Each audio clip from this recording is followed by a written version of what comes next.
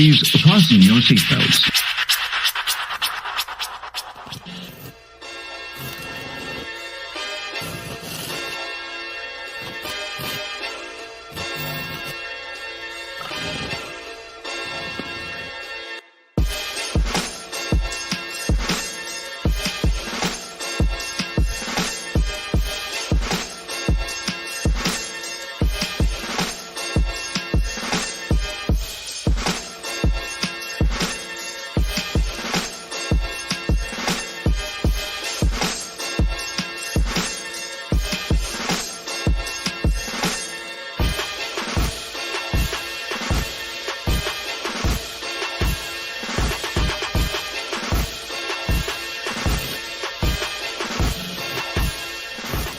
I had 11 Olympians and over 800 national champs.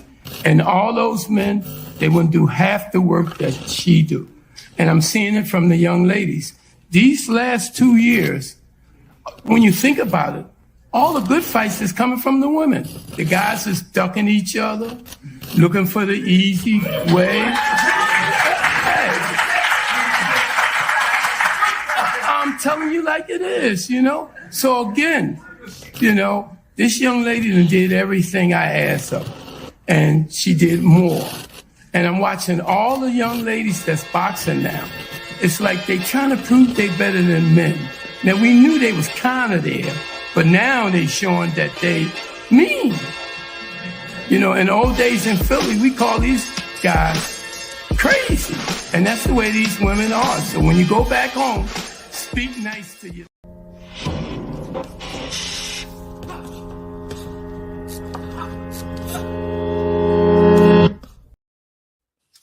Welcome back. It's Michael Rogers. Welcome to Bodywork Boxing.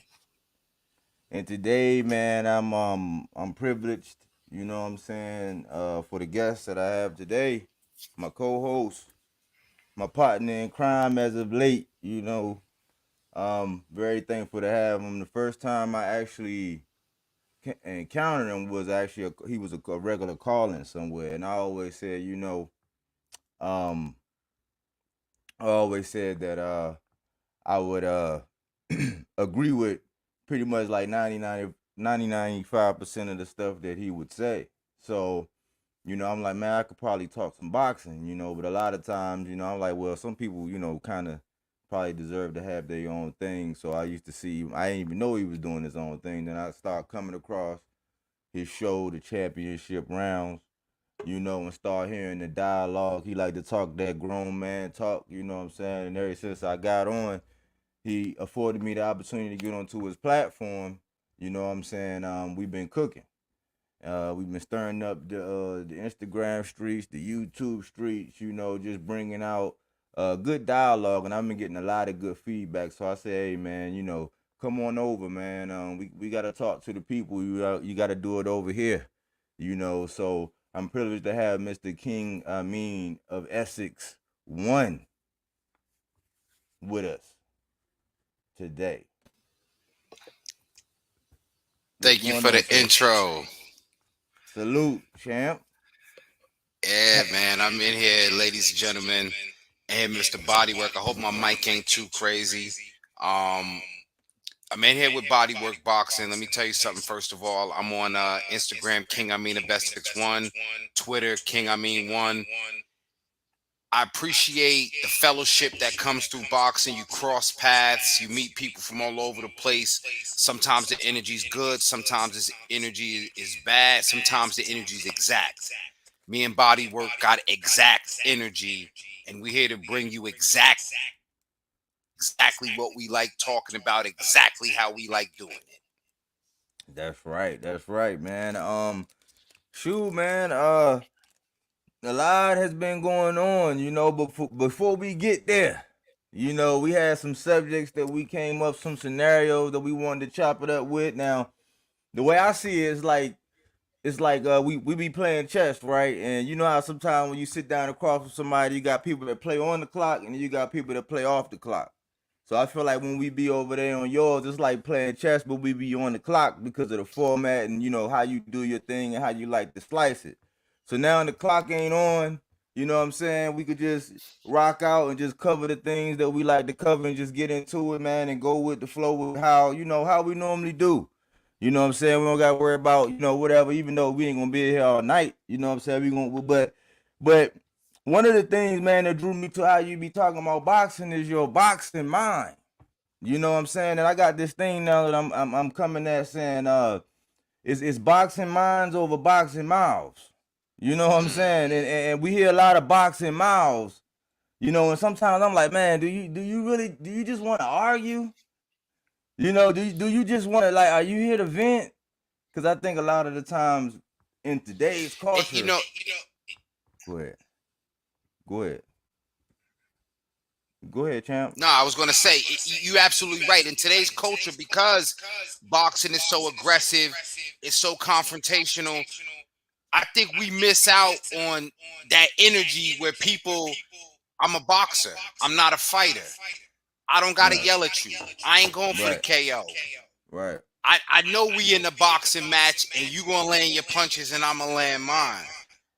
And I don't think the dialogue is being had at that pace enough. Everybody want to get the knockout. Everybody want to be wilder with their delivery. They want to make their point. But that ain't always possible, because sometimes you have to understand you're going to have to take a hit. You might have to take a knee. You might lose the argument. But it's not about arguing for the sake of yelling and getting your point across. It's really for trying to land those shots. That's what I feel about it. Yeah, I think that a lot of people want to be first. A lot of people are just excited, and then what I had to do, man, I had to stop looking at some things. It's been a couple weeks, and man, my energy towards boxing, my passion for boxing, it went up. Like, it went up. It was like I was too busy looking and trying to, what I'm saying, add my piece, or see how I could, since we've been working, like, what can I add over there? Where can I just been trying to add value. You know what I'm saying? But in the process of adding value, you come across, like, I give you an example, because the first topic was boxing etiquette and dialogue. You know what I'm saying? I think that's important, man, because the little segment I've been doing with my old head, it let me know that, man, a lot of people really want to hear people talk about boxing. But had you been somebody in somebody's comment section and said the wrong thing at the wrong time, you might have got ostracized, and nobody would have ever known about your boxing mind. You know what I'm saying? So I'm like, I think there's a lot of times people got a lot of things they want to say, a lot of things they want to communicate about boxing. But I think that when we're given a fair a fair assessment of something, we tend to move goalposts and shift things, and things get lost to where, if you honestly critique someone now, the word hate comes in the picture. Do you get the vibe? Let's just touch on the hate aspect, and like how we do everything. We judge the kids' homework. You know what I'm saying? We judge how we treated on the job. We judge how good the massage was, how good the oil change was, and it ain't always perfect. That's not life. But when it seems like when you touch on, if you're being responsible and you touching on all the 90, if you touch on that 5 or that 10, it's like it's almost like a soft spot. Touch on that real quick. I think part of it is when you approach boxing as an individual, I think you got to approach it the same way you approach life. Meaning, are you sensitive when somebody look at you, they bump you, they was trying to punk you, or is it just crowded in here? Like, am I not entitled to my opinion? Like, I think I am. You know what I'm saying? Like, if I say, hey, this particular fighter, they haven't fought top level competition. Well, who's your favorite fighter? That's not what we're talking about, though. Exactly. I don't know why some cats feel like they have to use go moving the goalposts. If I say this guy is the best in his division, or he's beat this guy, there's always he ain't ever fight Joe Louis, like we had Coming to America at the barbershop. So I just feel like some people, they take that same position in life. If you try to hold them accountable, like, hey, did you come back from lunch a little late because I was looking for you? Yeah, man, but it was, I hear you. I was just asking. You still got to level with me. Level with yourself about that fighter. Level with yourself about your assessment of that fighter in their last performance. It's gonna take you a lot further when you trying to engage with somebody. You know what I'm Right. saying? Right. We was joking the other day. I said the only time we ever gonna rub is if you choose Tank and I choose Shakur. Yeah, And sometimes because it's passion, I'm gonna throw a little bit of logic out the window. But sometimes cats throw all the logic out the window because a guy is from their hometown, a guy is their favorite fighter, whatever they criteria is. I like that though. See, that's why I rock with you. See, you will say you'll throw it, but see, that'd be the, because I got hit with, I be gaslighting today. I got hit, what I'm saying? I was having some dialogue, and I do body work, you know what I'm saying? I'm not in there to play, you know what I'm saying? I'm not a flurry of punches kind of guy. I'm trying to hit and hurt, you know what I'm saying? I'm trying to get out the way. So, like you said, one of the things they say is, well, he ain't fought, like you said, Joe Lewis, and you say that's not what we talking about. But then you get, well, man, this coming from somebody who ain't never boxed, stepped the foot inside the ring a day, and I'm like, man, like, Here we go. to me, you know what I'm saying? It's like, do you want to box? You know what I'm saying? Sometimes I'm like, man, like, I think it gets so far away from boxing, man, that we don't really get back to the nuts and bolts of it, and in this assessment right now, a lot of people have been talking about the Tim Bradley and Andre Ward thing, right? And so I'm like, I'm looking at it and I'm assessing it, and I'm looking at it like, okay, it's a lot of outrage, rightfully so, because people have been saying, whatever about the commentary sometimes and how, there's favoritism towards the fights and things like that. Definitely. But I got hit with it was bigger. Like it was about, like some skin tones, and it was a lot of different cards being thrown. I'm saying, hold on. I said, what's outrageous is that everybody's speaking on it now because of this particular fighter who was fighting. I said, what's wild is y'all act like they just started talking boxing like that. Did y'all, were y'all there for the Conceição and the Valdez calling of that fight? Did y'all see the fight with Edgar Berlanga? And so I'm like, sometimes people get into the heat of wanting to, because they take what you say to heart and be offensive, that they want to then offend. And I'm like, man, boxing is what it is. You're always going to have that commentary. You got to take that in consideration when you watch that fight. Because sometimes, you got to watch the fights with the volume turned down. Let me land with something though, because you hit a brilliant point. Because somebody's offended, they now want to offend. They want to counterpunch. But it's not really a counterpunch. What you're doing is counterpunching. They reacting. Right. So it's like somebody want to tell you like, okay, but you never stepped a foot in the ring. Okay, I never touched a million, but as I aspire to it, I understand how to manage it to get to it. Right. And I take myself personally. I've been training for the last 10 years for the fight that I probably will never have. But it keeps my mind sharp. It keeps me in a frame of mind to where I know I don't have the advantage of being a master at something, but every day and every opportunity I attempt to master it.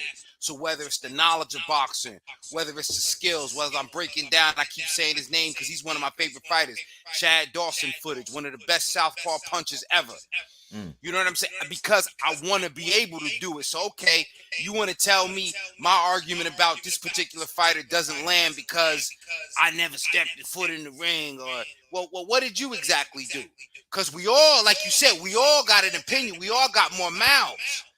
But how are you really influencing, or impacting at least the conversation you have, and let alone the sport? And that's the difference between what we bring in here. Like I said, it's we're being exact about what we're trying to do. We're not wasting no hot air. We're not wasting no punches. That's why you got to keep doing your body work. It's the ugly shit that nobody don't want to give credit for. But that's what got Alicia Bumgarner over last week. It was the body work. Hey, where do I send my offering, man? Where I send my offering at, man? Where my envelope? You know what I'm saying? I appreciate that. But yeah, man, that's what gets you to the championship rounds. You know, that's what might slow you down in them championship rounds. You gotta go to the body. And I'm like, man, sometimes, man, I've always been like that. You know, I think that sometimes, you know, I've worked on trying not to be so blunt sometimes. You know, I worked on it, but it's just part of the personality, it's part of the delivery. But I get passionate about boxing, man. I think that, man, it's a lot of beautiful boxing minds out there. And because of the era that we in, you know, the conversation is getting, you know, moved away from the fact that we know and love these boxers and have affinity for them for what they do inside of the ring. And everything else is a ripple effect outside of it. You know what I'm saying? So I just wanted to kind of touch on that, you know, things about etiquette. You got anything about etiquette or anything about, you know, any other thing on that subject? Well, yeah, definitely. I had did a show about it. Shout out to Alex Doomsday Lioness. And I Shout brought up out the to me. question, like, what's the proper words? Like, can you call a fighter a bitch? Can you call a fighter a bum? You know, you say somebody trash. Because sometimes you get guys that, and we got to keep this in mind. We live in an era of, what's that shit, like fantasy football, right? And Yeah. so people, they like finding niches. We live in an era of NFTs. People, like you said, they like being first. So people will jump into boxing and try to create all these analytics and try to make themselves knowledgeable based on some fucking analytics Yeah. about something they studied versus sitting and watching these fights, whether it's on YouTube or taking the time out your life, out your days. Like you see me on Instagram every weekend. I'm taking the time to watch the fights to tell you about it. This ain't Yeah. based on no analytics. This ain't baseball, small ball, champs. We Yeah. ain't playing with this boxing. Man, You don't see man, Bodywork putting up footage that he's breaking down and studying? yeah, man. Like, look, man. Look, this is a rule. You know what I'm saying? Because like we already kind of have them. We kind of have them. Like it's some things like as a man that as another man we already understand. Like you know what I'm saying? We already. But one of them is this. This is one of them. If you have not watched the fight and you have only seen highlights, you should not. Yes, you can have your opinion or whatever, but that should not hold any kind of weight whatsoever.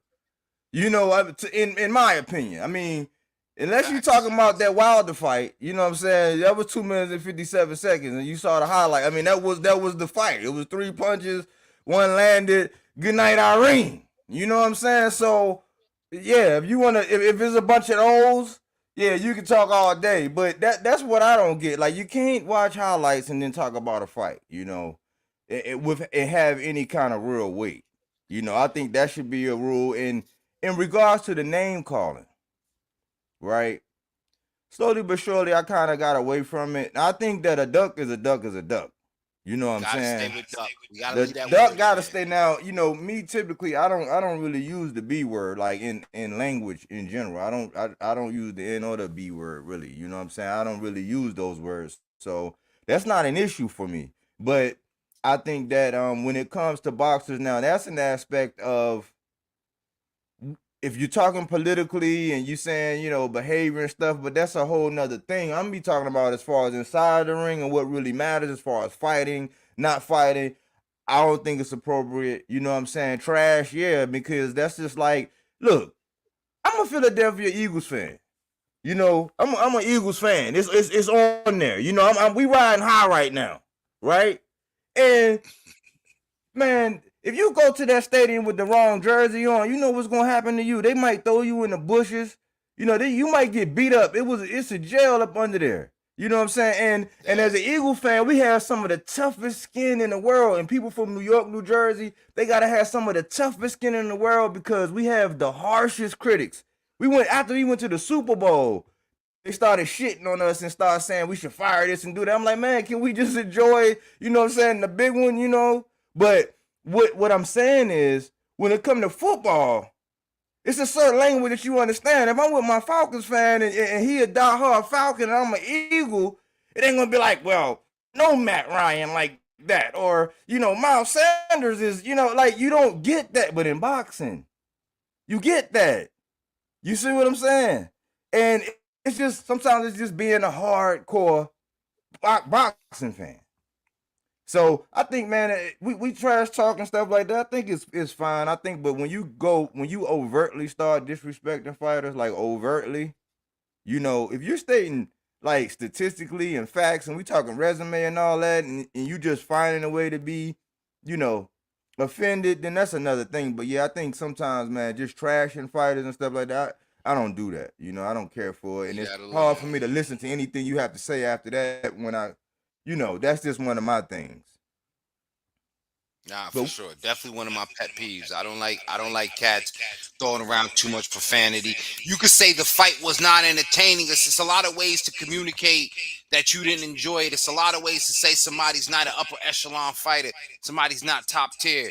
But just to immediately try to, challenge them and chastise them, call them this and that. I want a lot of fans to just, be light on that, be respectful, because again, carry it the same way you would as a man. So unless you Mr. Hothead or you Mr. Ready Rock, if you don't do that in real life, don't do it with no fighters. Don't do it about no fighters. absolutely. Now that leads me to the big question, man. Salute Cookie Monster. But that leads me to my next question about pound for pound. You know, because as we have these big fights and the sports star, we just went through, how many undisputeds and big title fights we just went through. We had like so much boxing this week and the dust starting to settle. And so, the talk all year has been pound for pound.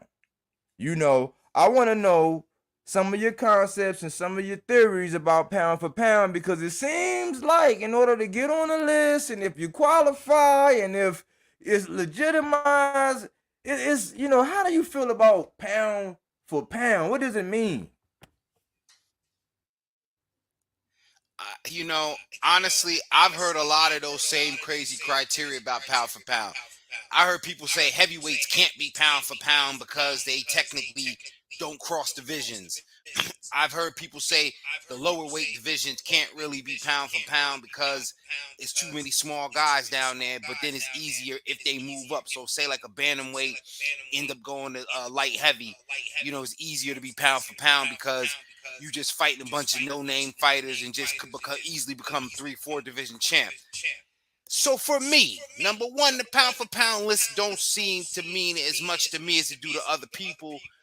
But the sure shot criteria for pound for me is this: undisputed championship gets you on the pound for pound list. Okay. Unified, it depends on if you are a multi-division champ. That's why I made an argument not too long ago. Triple G could never be pound for pound. He did a lot at middleweight, but he didn't do for me enough at middleweight for me to put him pound for pound. Because when you start talking pound for pound, you start saying all time. He ain't no all timer. He might have all timers. Yeah, I mean, okay, so that's a good one. I mean, because that's a valid argument. I have to actually start giving some credence to it, because I'm like, I always have to look at the level of competition, and looking at, because I do triangle theories. You have people out here saying they don't do them. I do them. I deduct and I reason, and it shows me a lot. A la when Monster Inoue fought Emmanuel Rodriguez and how he stopped him to the body. Well, that man said no. He had time to get up. He had time to stand up. He was no. You know what I'm saying? I don't, no mas. You know what I'm saying? And then I'm thinking my man about to do his thing, and I was building him up and making sure I was talking about him, and I go in there and I see what Emmanuel Rodriguez did to him. And I was like, man, I was nervous.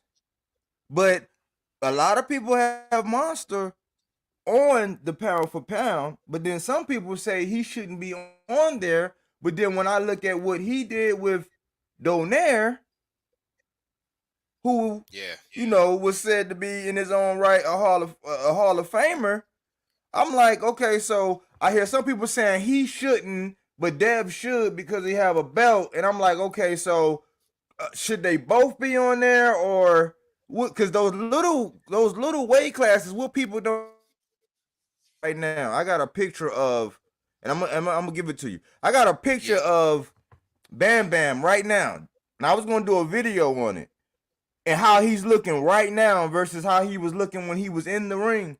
And I reasoned that at those smaller weight casts, the variance of being able to go up and down weight, they might balloon up, but it's still kind of hard for them to shrink down and do all that, but to move up and up and up, because a lot of people give Manny Pacquiao credit for going up all those divisions. So I'm like, okay, when it comes to them two, yeah, when it comes to them two reasons, you say because of franchising, and some people say, hey, we're moving up weight classes and what you're doing to people, like what you're able to do to somebody versus what somebody else is able to do to them.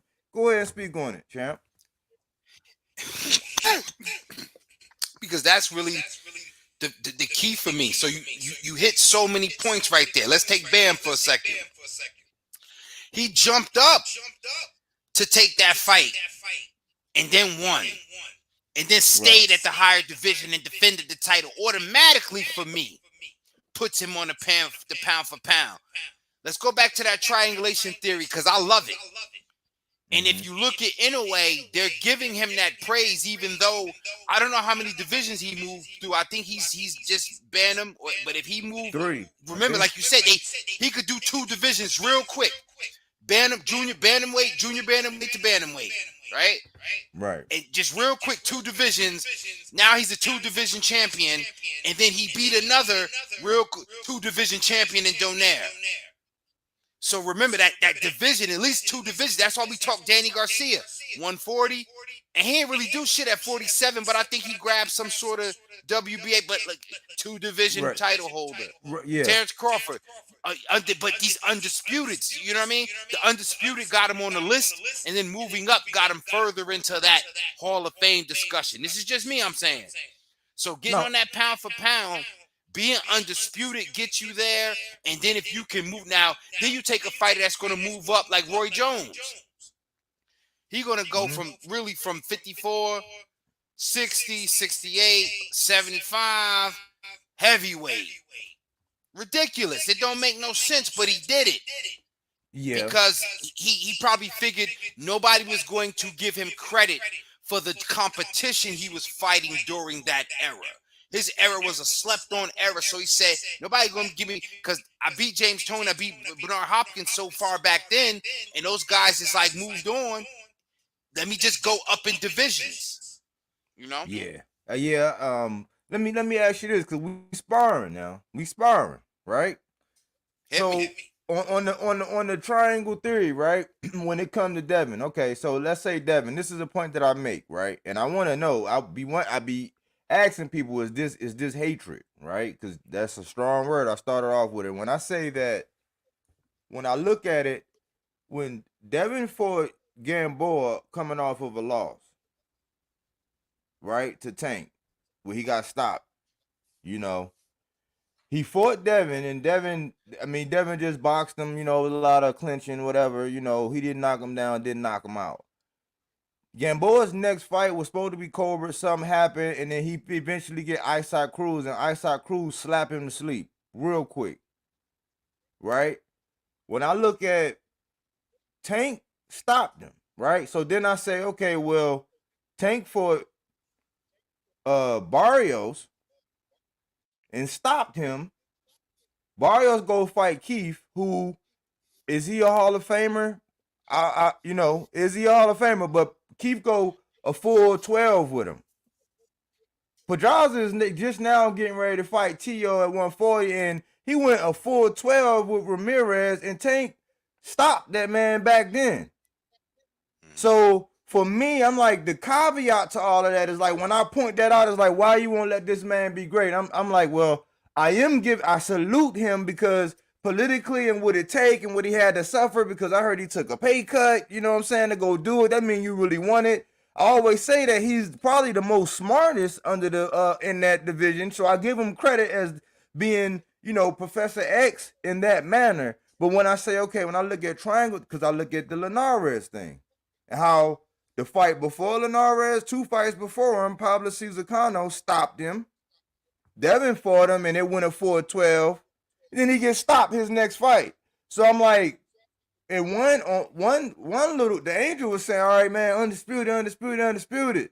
The other one is saying, well, according to the level of competition and how he was able to achieve the belt, would it be considered hate to say, I don't know yet. I want to see something else. Salute for the undisputed, but I want to see something else. So let me see if I can get this straight, cause I'm listening. I'm all ears, champ. You saying Devin got a BBL undisputed?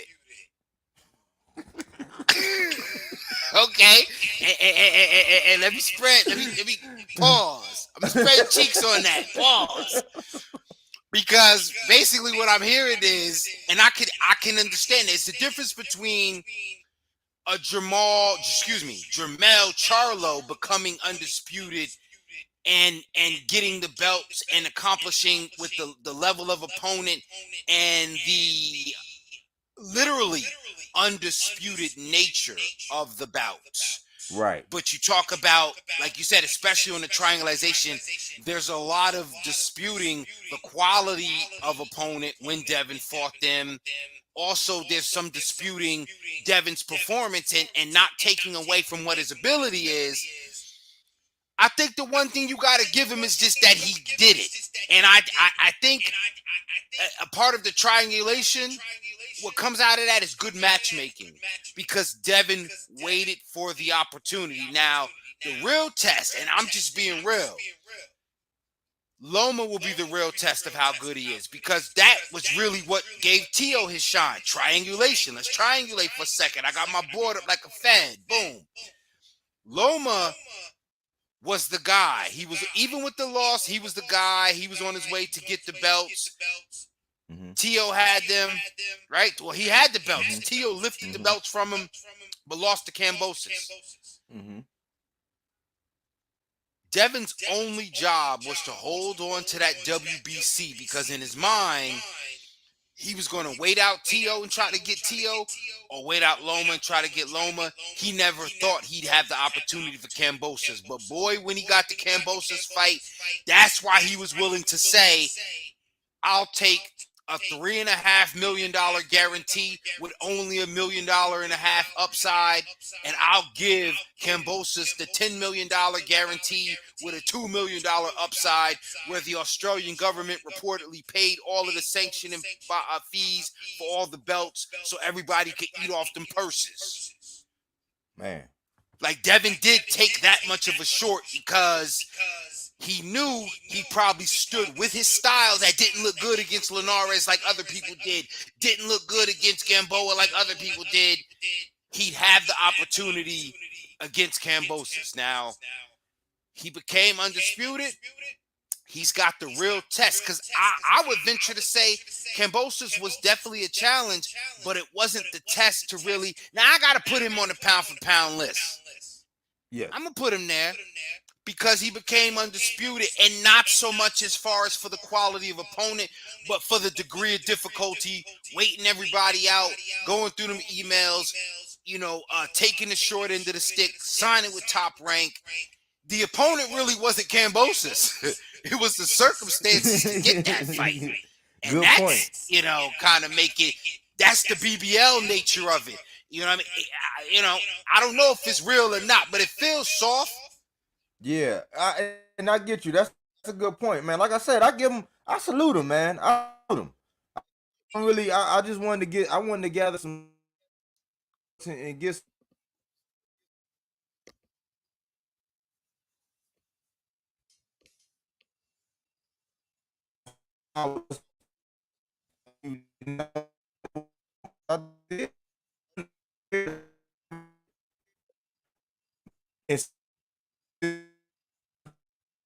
Saw that Nakatani and Comey were labeled as like nobodies, right? And I say that because when Tio was doing his thing and he was coming up at that time, right? He struggled against Nakatani, but he wound up getting a decision win on that, right? He said, I'm never fighting taller fighters again. There was his knee-jerk reaction right after the, fight, when emotions just, he just fought. So he say that people, crucify him for that.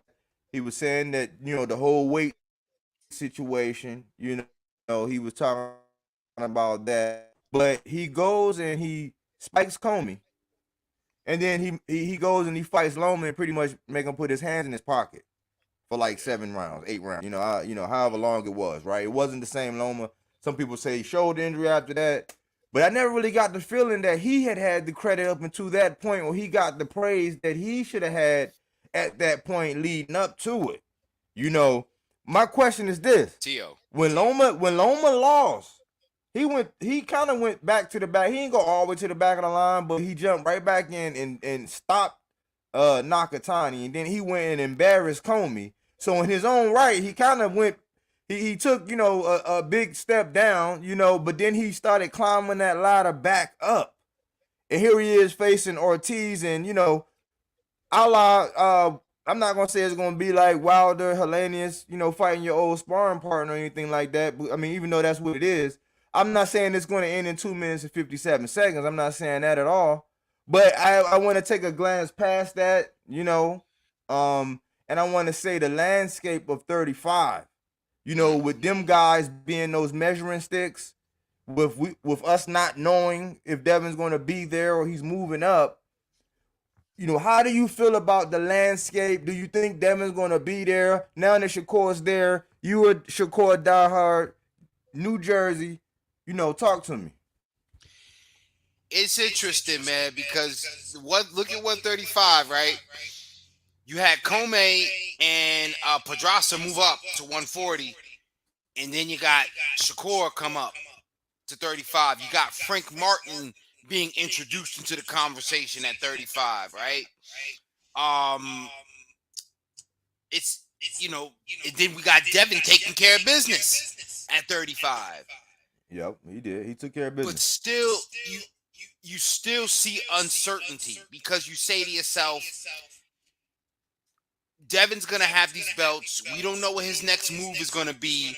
It makes sense for the Loma fight only because anybody against Loma. And your point about Loma working his way back up, he did what a lot of fighters, period, are not willing to do. They're not willing to rebuild. They want a comeback fight.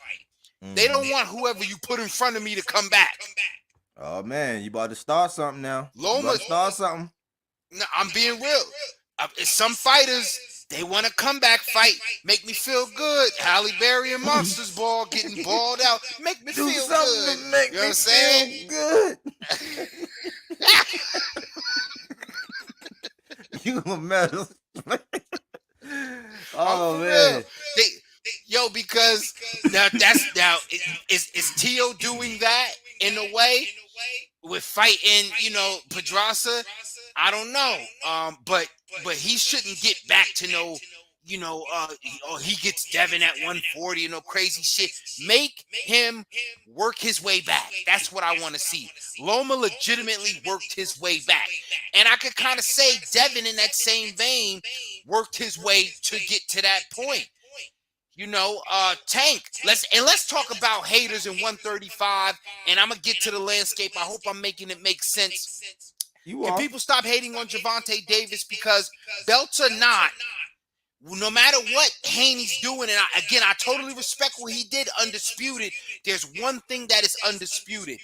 Gervonta Tank Davis is the draw at 135. So if you're asking me right now, the landscape of 135, it starts and ends with Gervonta Davis being the draw. Because if he wants to, he can go up to 140 and just demonstrate something that it might annoy me, but it's impressive to beat Barrios when real power is real in the late rounds. He stopped that man in the 11th round because he was worried about going to the score. That's a serious guy. And imagine what he could do. Now, you brought up Isaac Cruz. I don't think it's fair that, he fought Tank so early because I don't want people to throw him by the wayside, but definitely look at what he's going to do next because I wouldn't be surprised if, you throw a WBA belt his way. I know, Haney's got the undisputed, but I think there's a way where he has to be brought up in the conversation because he's got triangulation from Tank. So if anybody want to see where they at versus Tank or comparative to Tank, let's see what's going to happen against a Isak Cruz. I would love to see any of these guys at Isak Cruz, you know. But 135 is really a hot division. It's almost as serious as 147. You know, and it's every single time each of these guys that are at 135, they have that ability. Like I said, Tank's doing it. And they're talking about Haney doing it. They have that ability at any time to just jump up to 140 if their body can handle it. So yeah, man, I definitely like the fact that 135 is looking crazy, brother. I love 135. I don't know what happened, man. The internet was tripping, man. They knew I was sitting on this hot fire, man, because you done stirred, hey, you done stirred some things up, man. I do say that Tank is the draw. You know, I think at some point, you know, he has to grab the bull by the horns. You know, because at the end of the day, I always say, man, you're gonna go out as having made, you know, X amount of money. But are you gonna be satisfied when you go lay down, you know, later on? Are you gonna be satisfied with the opportunities that you could have had, things that you could have pushed for? What really I venture to matters say to yes. you? I venture to say yes, and here's why. As long as Pedraza and T.O. is still fighting, as long as those guys fought Gamboa after him, as long as Leo Santa Cruz is still in the fight, those are the reasons why he can. Now, I'm with you because I know what you're saying, but in that way, he can say, as long as Keith Thurman fought Mario Barrios after Tank did, that man could sleep at night on titty pillows and silk sheets. See, cause you that's you and where you at as far as how you see boxing. That's you know that's understood. You know what I'm saying? For that's overstood. You know, let me give you a scenario. I'm gonna give you a scenario and how people like to kind of move some goalposts. When it came down to it, if back the time when T.O. was getting ready to face Cambosis and he didn't know, you know, what he was going to do really because the fight got pushed back and all that, right? And he pushed back any further, Isaac Cruz and George Cambosis would have had to fight for that IBF belt. A lot of people like to play ignorant to that fact, like, oh, who was this Isaac Cruz? Now, regardless of how he got there from that guy, the cowboy guy, whatever, to, you know, that his next fight with Tank, how that happened, I don't know, but it was in the rankings, and people who were paying attention to the rankings and the numbers and the statistics, you know, because it's convenient to use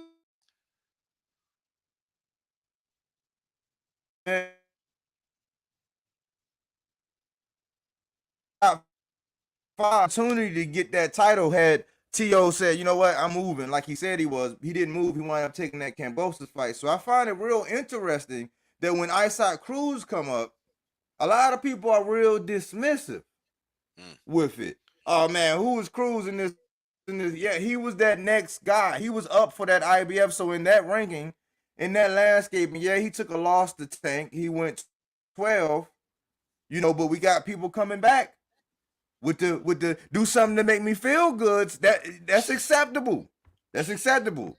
We got to do something to make me feel good, you know. But this guy, when his name is mentioned, you don't hear Frank Martin, you know, running down, knocking on his door. You know, Yeah. you don't hear Chris Colbert jaw jacking and saying, "Man, I said Cruz to sleep." You hear Devin saying, "Oh man, well, nah, I mean, what is that to offer? That's a high risk, very, you know, low reward." I mean, it's just interesting where these people rank at when you really look at the landscape, because even some of the ones that are not big dogs but have names are still a threat at 35. And I think it's, again, going back to your point, we're going to have to do a whole show. Triangulation. I think Isaac Cruz, by virtue of that triangulation. So let's put it like this.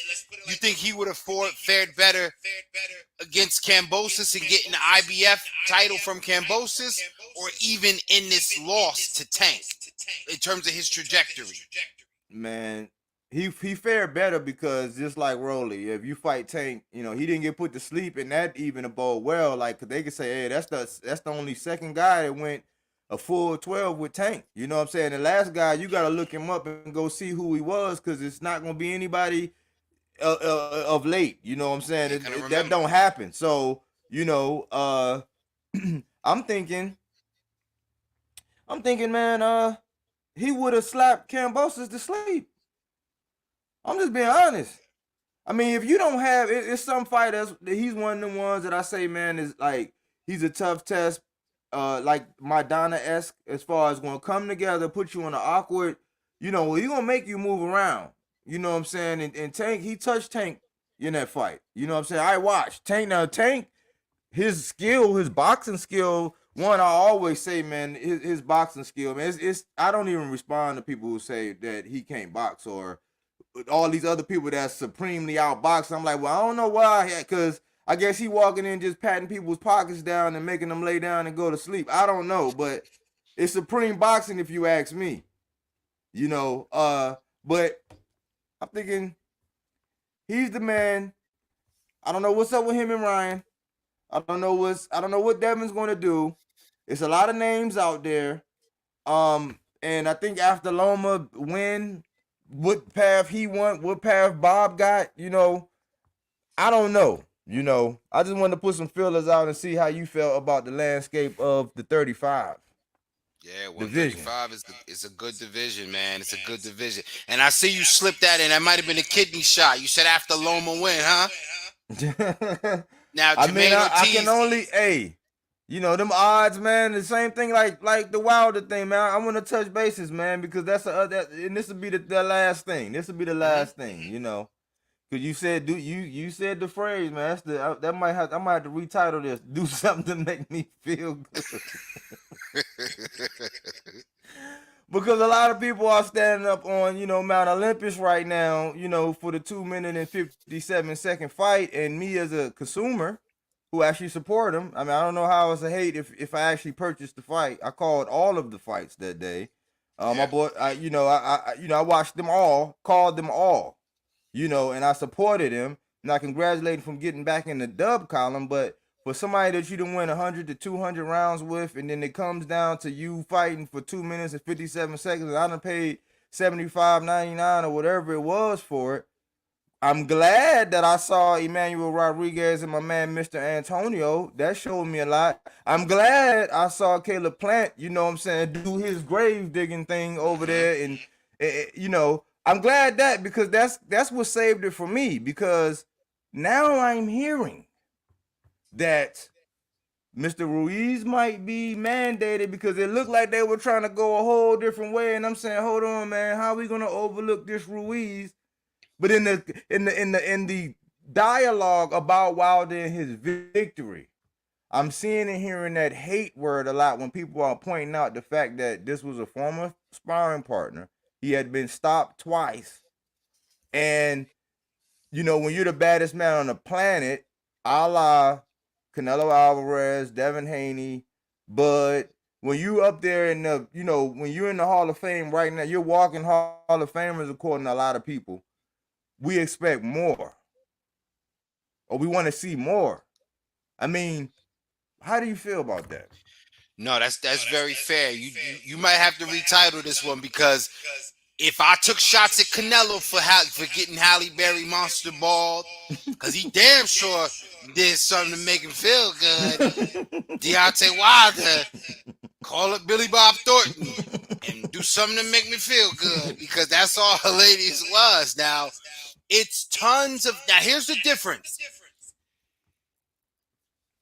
Tyson Fury can do that. I don't want him to fight Chisora. I think that's a bullshit fight, okay? But, I mean, who else is he going to fight? I want him to fight Usyk. But if that fight ain't going to happen, cool, all right?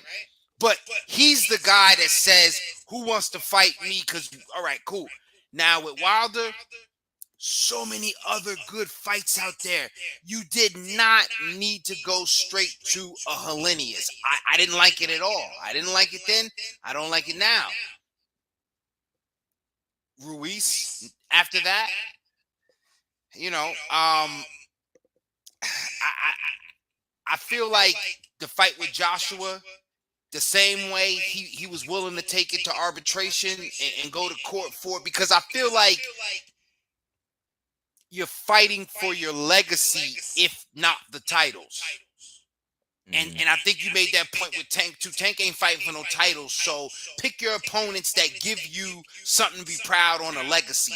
Now, Wilder's legacy with the trilogy with Fury is great, but coming off the heels of that, still second greatest heavyweight, wouldn't you want it to just check off the list and say, but I got that Anthony Joshua box checked off too? And I might have gotten off again, it's been a very Derek Chisora and Deontay Wilder. I got that box checked off too. You know what I'm saying? Those are two fights. Joe Joyce. First thing I said, Joe Joyce, because Joe Joyce is kind of like Joey Juggernaut.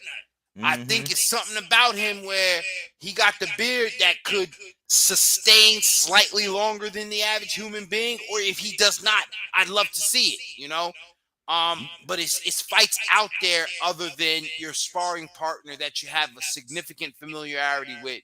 I didn't, Yeah, I I mean, didn't feel good. yeah, I mean, I'm just stating the facts, and to be, right and exact, I will say that Helenius, the reason why that fight happened was because Helenius was high in the rankings. So I even in playing field. So justifiably, because where he was in the rankings, they made it acceptable. But as a guy who looked up to the Tyson, Holyfield, Lennox Lewis, that era, Riddick Bowe, where at any given minute, you know what I'm saying, it can go down in the DM, in that era, I'm thinking, man, now, because I'm gonna draw this comparison. Muhammad Ali basically had two careers. So if we give Wilder the reset button and he's coming back, okay, that was your get back. What we gonna see next? We salute you and Malik for actually getting in the win column. You know what I'm saying? Salute for that. But we want to see. I agree, the Juggernaut. I would like to see that. Going forward. But I'm not gonna hold you, man. I know what day it is, you know what I'm saying? I know what time it is, but I appreciate you coming on, man. And I'm not sure if you had anything in closing, but you can always tell people where to find you or anything you have in closing. Hey, listen, man, this was great, man. You made the great analogy at the beginning, off the clock.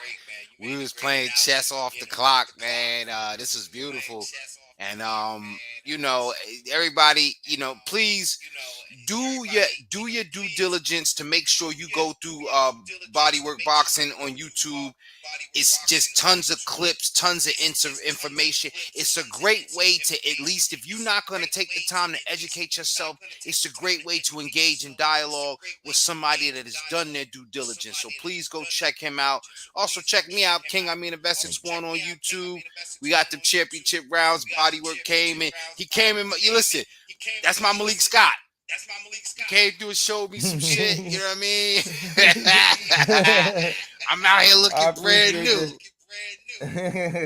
I appreciate that, champ, man. Thanks for coming over, man. We're gonna keep it popping, man. I'm calling this Boxing Minds. You know what I'm saying? Where anybody, even the next time you want to have somebody come over with a beautiful boxing mind, you know what I'm saying? We'll have them.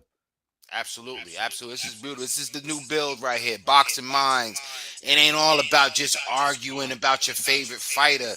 Why don't you make the point about your understanding of the fight game? The fight game is so intricate, man. We really and really, I'm putting us on the hook right now, because Boxing Minds, we're gonna break down how each of these promotional companies are similar to like record labels. So Boxing Minds, we really gonna show y'all how we do this. We are so exact with what we do, and y'all keep tuning in. Yes, thank you, man. Thanks to everybody who tuned in today. Thanks for all the likes. Thanks for all the new growth, the positive feedback. If you want to collab with either of us, reach out. You know what I'm saying? That's how we got it popping. You know what I'm saying? We doing big things here at Bodywork Boxing, where we don't take things for face value. We do that body work. That's what.